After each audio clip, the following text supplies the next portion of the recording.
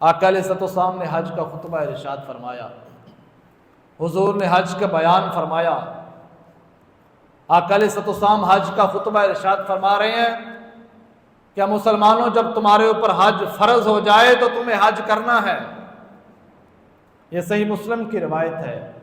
ایک صحابی رسول کھڑے ہو گئے، عرض کی، کیا میرے آقا ہر سال حج فرض ہے؟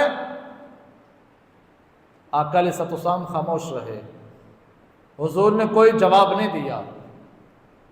سائل نے پھر اسی بات کو دوسری مرتبہ دہرا دیا، یا رسول، آپ نے فرمایا جب حج فرض ہو جائے تو حج کرنا ہے، کیا ہر سال حج فرض ہے؟ آقا علیہ الصلوۃ والسلام پھر خاموش رہے۔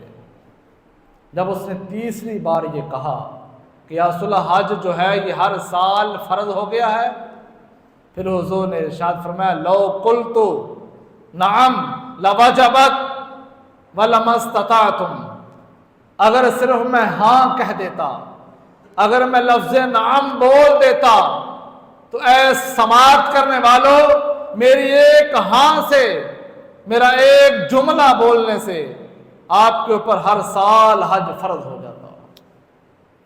اب حج ایک عبادت ہے، زندگی میں ایک بار فرض ہے۔ اب سائل سوال کر رہا تھا کہ یا رسول اللہ، ہر سال فرض ہے؟ اگر اللہ کے نبی صرف یہ فرما دیتے نعم تو ہر سال حج کی عبادت فرض ہو جاتی، اور پھر آگے فرما دیا وَلَمَا اسْتَطَعْتُمْ، اور تم اس کی استطاعت نہ رکھتے۔ اگر ہر سال حج فرض ہو جاتا تو مسلمانوں کے پاس اتنی استطاعت نہیں ہے۔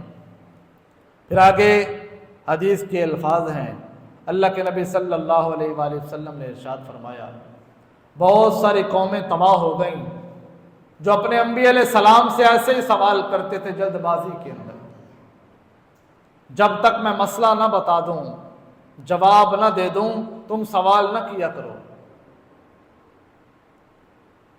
اور حج کو اللہ کے پیارے حبیب صلی اللہ علیہ وآلہ وسلم نے صرف زندگی میں ایک بار فرضیت کا یا واجبیت کا درجہ دے دیا ہے۔